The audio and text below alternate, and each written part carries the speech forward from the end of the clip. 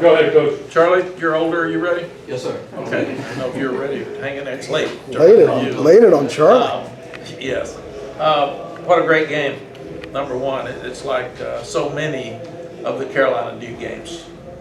Both teams fought their guts out. Momentum changed back and forth, and what a finish. You go back and look at number one. I'm proud of our guys. They're resilient. We've had 4 road wins this year, and all 4 of them, at some point, we were in trouble with, and stepped up and played well enough in the fourth quarter to win. And good teams win on the road, and good teams win close games. And we've been able to do that this year. And the last couple of years, even as good as we were with the Orange Bowl team, we lost a couple of close games. So that's very, very impressive to me for the coaches and the players. Secondly, I thought our defensive plan was to stop Leonard running. He only had 120 yards rushing in the first half, so obviously we didn't do very good. But they did a much better job in the second half. I thought the adjustments that our defense made and had the 3 or 4 3 and 4 and outs to start the third quarter was really impressive, and then held them to a late field goal that was missed and stopped the last drive. So we got to get better in a lot of areas, but those areas we improved, stopped them on 2 4th downs, which was really, really key. Offensively, we were sporadic the first half, but we expect so much out of our offense. And the biggest difference to me in the ball game in the first half was they had the 70-yard quarterback draw, and that's 7 points, and then Drake fumbles, and they score. So that's a 14-point swing, and that's a 30-yard drive. So that was the difference in the first half. And then the second half, we're so good at 3rd downs this year and 4th downs. I thought we had a chance to put it away when we were up by 10, and we stop them on the 4th and 2, and we have a horrible drive offensively, and we miss a long field goal. So we didn't do anything right on those 4 plays, or we could have been up by 17. And Duke's not a team that likes to throw every time being behind. And can do the 1-minute stuff as well as they like to keep the ball. They did a tremendous job of keeping the ball. I think they had it 10 more minutes or something than we did. Had the same number of plays, but they had it a lot more time, and they did a good job killing the clock there at the end until we were able to get the ball back. So give Mike Elko credit. It's an amazing difference in the team that we played last year in his first year as a head coach. I told him that before and after the game. The kids didn't quit, they kept working. So I want the Duke kids to get credit for how hard they played, the confidence they played with. And number 2, I want to credit our fans. We had a lot of fans here, and it's late, and they were loud, and they hung in there with us even when things weren't going very well. So credit to Duke. Credit to our fans, and a huge credit to our team that I just love them. I mean, they're like teenagers out there dancing and screaming, and I'm saying, come on, we've been here before, this thing's not over. But I like their heart, I like their spirit, and they love each other, and they're sure playing hard together. Questions? You feel like you got a little bit of an extra life there when they were unable to punch it in late that would have put you down by a couple of scores, and then your team showed the fortitude to march down the field and get that touchdown to Antoine? Yes, Andrew, one of the best things we do with this team is 1-minute offense. And when there were 2 minutes and 17 or something seconds left on the clock with 1 timeout, that's forever for us.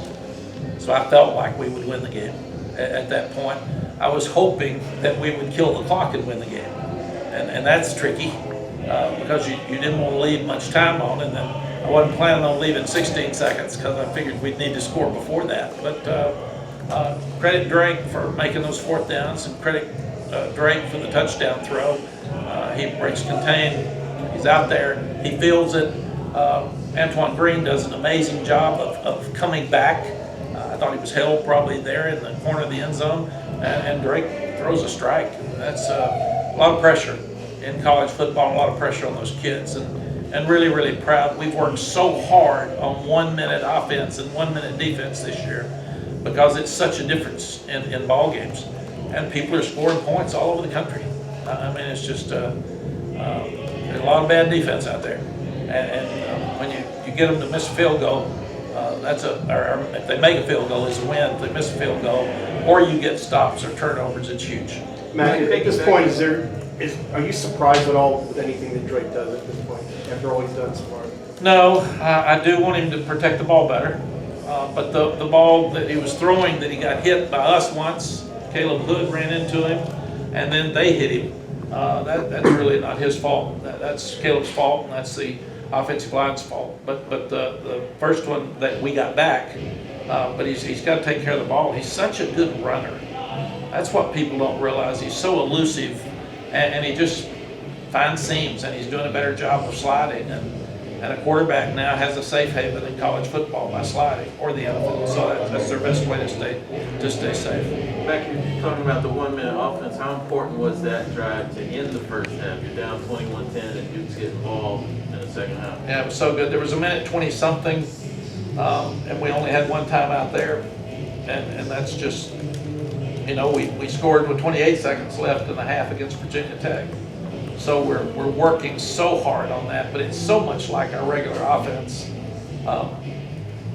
So I'm just excited to see them operate because they're really good. Josh Downs, unbelievable game, 11 targets and 9 catches. Proud of Elijah Green coming in and made a couple of plays. Caleb Hood's been banged up.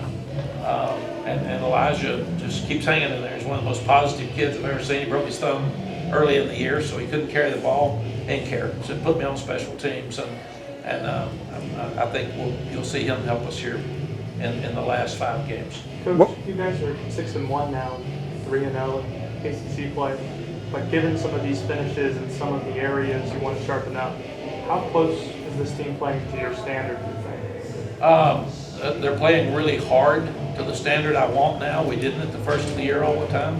They're playing with confidence. They didn't get bad body language and give up. But we still got so many things we can fix, and we can play so much better. And that's the fun part of this team. There's an upside here that we haven't even scratched, and we've got to continue to get better in the running game. We got to continue to not take sacks. We've got to stop the run better in the first half. So there's just boxes that check, and it's easier to do it with 2 weeks now before we play Pitt. We've got a lot of things we can work on, but we do have their attention. And to follow real quickly, how fortunate do you feel given that sequence of the 2 penalties where they could have had game-sealing plays and then obviously the missed field goal? I felt really unfortunate with the sequence of some penalties we got. So that's part of the game. And penalties are penalties. So I felt like if that they're supposed to balance out. I'm 71. They haven't balanced out yet, so I need to pick it up. They need to hurry if they're going to balance out with me. Mack, you mentioned it in your opening about getting the 4th down stop. You're there on the 30, and you're not able to do anything with it when you're up 10, I believe. I mean, I know it's hindsight. I mean, do you think you guys got a little too cute there with the play call? I jumped on field. We make 4 yards or 5 on first down. We're going to be 4 downs, and we call a trick play. So it's not time to be a trick play. It's time to get tough and physical and run the ball. Or we throw it. We don't have to use trick plays. We score enough just about being us. So, yeah, I didn't like that series at all. What was going through your mind during the review of Antoine's touchdown? I thought there was green between his foot and the white line. So what was going through my mind is, do you kick it off or do you squib it? And they had 3 timeouts with 16 seconds. And that's a lot of time in college football, especially with penalties. So you get a defensive holding penalty or a pass interference penalty, it's first down. We had given up some big plays during the game, so I was not worried about the call, even though I told Phil and the offensive staff, get another play ready. But I was worried about the 16 seconds. I heard you, Mack, in the locker room, call you guys road warriors, which seems pretty fitting given 4-0 now, and given especially where we were last year. I mean, what does that term mean to you, given how the season's gone? Yeah, I think they were yelling that instead of me, but we talked about that last year because we weren't, and we were trying to get it to sink in. And So that's what they want to be. And again, it's college football there's so much parity that it comes down to a lot of close games. And to have a good year, you've got to win close games. And last year we didn't. And this year's team is to this point. And that's the difference. And that's why I'm so proud of them. They never gave up. They never quit. They've had chances about every game to finish it. And we're not very good at finishing it. But we're good at winning the game at the end. And we'll grow up. We can really learn a lot from tonight. And regardless of what the stats are, we talked about this earlier this week, the defense came up and made a play late again on the road. They did. You take our defense had 2 fourth down stops. One of them should have led to points and didn't. And the other one, and the offense didn't get points out of it, but they changed field position on the 4th and 2 earlier in the game. And then a turnover at the end of the game. So that's 3 turnovers, basically, and forcing a missed field goal. That's the difference in the ball game. And I did think they took everything that Duke did the first half and made them do something different the second half. And that's what good coaches do. It's they had to change the game plan completely and not let the guy that we were worried about beating us beat us. That's not who we are. It's not good coaching. So I thought they did a tremendous job at halftime changing. Matt, coming into the night, UNC had lost 8 straight primetime road games. Talking about how you see your team as road warriors compared to last year, how big is this win and what you're trying to do in rebuilding the program, and how big is it for this team? Yeah, I heard somebody say that today. It's amazing how many negative things. I thought they would have said we beat Duke 3 times in a row, but they said I've lost all these night games on the road. So you can make the numbers do anything you want. And some of those games were really hard games. But that's why I'm so proud of these guys that last year's team, even the Orange Bowl team, the first-year team, every team has a different personality in college football. And we've worked so hard to score touchdowns in the red zone. We've worked so hard to do a better job on third downs. We've worked so hard to limit some of the sacks. We've worked so hard to try to work to stop the run better and make some plays in the secondary. And we're starting to see all that come to fruition. Our kicking game, I thought, was good tonight. So I'm really, really proud of these coaches and these kids. We're really young. We're really inexperienced. We got a freshman quarterback that hadn't played very often. So really, really proud that these guys, nobody even heard of Elijah Green. He jumps out there and makes a play. Kobe Paysour makes 2 or 3 plays tonight that were really, really important to give Josh a break. So it's just time and time again, we've got different guys that are stepping up, and I'm so proud of them. Yeah, we've got time for one more. At the risk of spinning another stat negatively, you're going into the bye. That means you're going to do it, right? Yeah, your record's 0-5 since coming off 5 weeks.